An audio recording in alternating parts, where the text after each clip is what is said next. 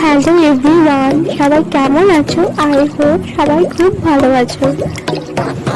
আজকের দিনটি হলো সোমবার, আর আমি আজ সকাল থেকে এই ব্লগটা স্টার্ট করলাম।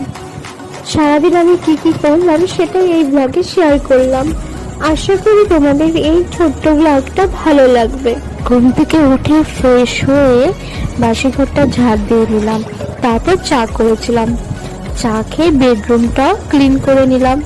আর এখন রান্না করতে যাব, কারণ সকালবেলায় হাজবেন্ড ভাত খাবে।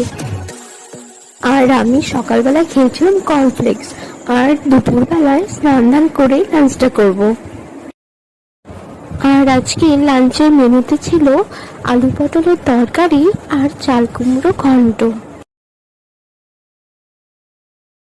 দুপুরে লাঞ্চ করে রেস্ট নিয়েছিলাম, আর তারপর দেখি হাজব্যান্ড বিকেলবেলায় আম পাড়লো গাছ থেকে, তাই আম মাখাটাও করে নিলাম। আম মাখাটা কিন্তু খেতে দারুণ হয়েছিল। আচ্ছা, আর আজ সন্ধ্যেবেলায় আর চা খাইনি, কারণ গাছ থেকে আজ কাঁঠালও পাড়া হয়েছিল, সেজন্য কাঁঠাল খেয়েছিলাম। তারপর আর চাটা কিছুই খাইনি। আর রাত্রেবেলায় ডিনারে সবই ছিল, জাস্ট অমলেট করে নিলাম আর একটু ভাত করে নিলাম। আর ডিনার করার পর টিভি দেখে তারপর শুয়ে পড়েছিলাম। আর আমি ভেবেছিলাম ব্লগটা একদিনেরই করব, কিন্তু ভাবলাম যে খুবই ছোট হয়ে যাচ্ছে, যেহেতু আমি অনেকটা লম্বা করে করতে পারছি না, সব মোমেন্টস তো শেয়ারও করতে পারছি না।